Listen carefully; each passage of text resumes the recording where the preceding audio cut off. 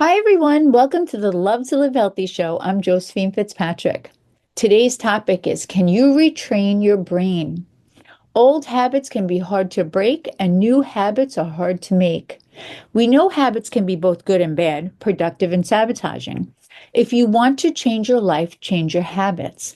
But it takes more than just wanting to change to break the bad habit. It takes strategy and dedication, along with replacing your bad habit with a healthy habit. The good news is that after the initial hard work, your new healthy habit becomes second nature and life gets way easier. I tell my clients all the time, when they get strict with their program for a couple of weeks, it gets so much easier. It becomes a way of life. We must remember a habit is a behavioral choice that has become an unconscious pattern or automatic routine through repetition. In the famous words of Aristotle, excellence is not an act, it is a habit. We are what we repeatedly do, meaning our habits literally define the person we are and who we become. You must remember you are not one action. Just in the same way, a single meal or workout won't transform your health. I am constantly saying that it's great that you had an on program, amazing day, but what about the rest of the week? One day doesn't transform the scale, it just makes it fluctuate. You are a culmination of all the decisions you make every day. And every decision you make is a vote for or against the type of person you want to become moving forward. What am I talking about? True consistency.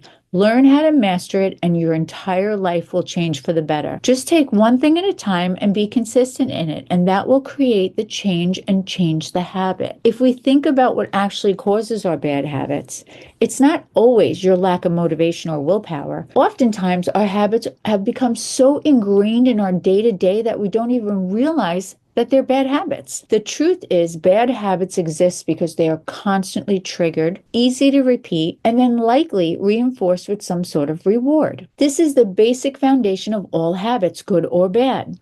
Something triggers a behavior, whether it's a visual reminder, a feeling or a sensation, a time of day, or a previous behavior. Then the action is followed by feedback, either positive or negative. If the feedback seems like a reward, the action is more likely to be repeated. And when it is repeated over and over, that's how it becomes the habit. It's also referred to as reward-based learning. It's called the habit loop. Starts with a trigger or a cue, which is usually the time of day, a feeling, a sensation, a visual reminder, and it's followed by the action of you doing something, and often finished with the reward. A great example is coffee. For some, it's a good habit, for some, it's bad. But you wake up in the morning, okay, so that's your trigger or your cue. It's the time of day. You drink your coffee, that's your action, and your reward is the caffeine. Now, the idea is to base our life around good habits, habits that will benefit us, like we wake up in the morning and we brush our teeth. This is a habit most of us have learned since we are little, and it gives us good hygiene and fresh breath. But you see, this follows the habit loop. It starts with a trigger, which is the morning, followed by the action of brushing your teeth, and the reward is your fresh mouth. So the idea is we want to keep these good habits that we already have, and we want to build on them. But in order to do that, we also have to break bad habits, and that's not as easy. How to break a bad habit? The best way to break a bad habit is by changing your routine. First, you have to identify the habit you want to break. And you most likely have more than one, but start with one at a time. And it's just the behavior or the routine we want to change. Let's take losing weight. If you're struggling, I always tell my clients, it's always in the details. It's the little things, not the big things, that are holding you back. And most of us likely have some idea what that is, where that work needs to happen. So first, I want you to stop and think about your habits and how they impact your daily life. Think about some habits that you do automatically. For example, how many times a day do you pick up your phone and you read a text message, or you wander on Facebook or check your Instagram account? Did you actively think to yourself, it's time to check my messages, or let me see what my Instagram's doing, Or did it just happen without much conscious effort? How much time do you spend scrolling on your phone? Is it time you could be doing something else like walking around your office, walking around the block, getting some exercise, or maybe doing something productive in your home? Another example is, do you come home from school or work and head right to the pantry?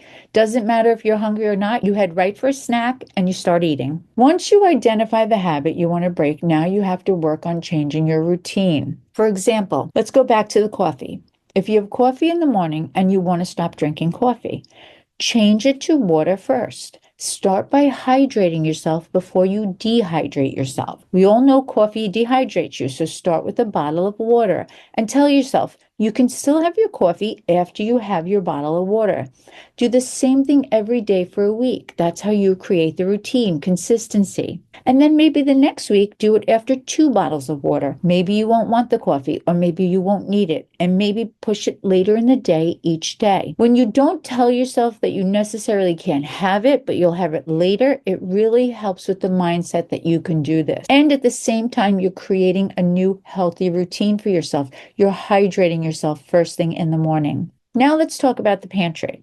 If you get home from school or work and you go right to the pantry for a snack, now I want you to go home, put your shoes on, and I want you to change the routine and go for a walk first. Tell yourself you can go to the pantry after you take your walk.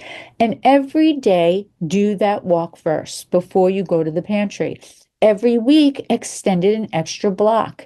It's going to make a difference in how you feel, and eventually you will not want to go to that pantry. If you know at 4 p.m. you're waiting for your kids to get home from school and you sit at the table or in front of the TV or in the kitchen, and the next thing you know, you're looking for something to eat, doesn't matter if you're hungry or not, you will tell yourself you need something. What you really need to do is to get up and go for a walk outside, wait for them outside on the front stoop, go in the backyard, do laundry, something other than sitting at the table thinking about food. Change the routine. If you don't change it, you're going to end up exactly where you are. When you change your routine, you will change your habit.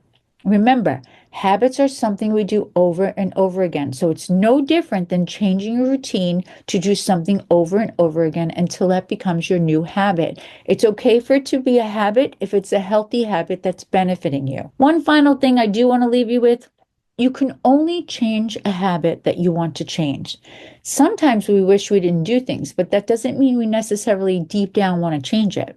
So the first thing you have to do is figure out what it is you want to change and then work on the routine around it to change it. Start by figuring out the trigger, the action, the reward, and then change the routine. Some things to help you change your routine is take a shower, brush your teeth, take a walk, do laundry, go for a car ride, go shopping. There are so many things to add into your routine to change it. If you put the conscious effort into it, you can change anything in your life that is sabotaging you and replace it with something positive that will benefit you. Our results are always in our control. That is all I have for today. I'm wishing everyone a healthy, happy week full of love and hugs from me to all of you.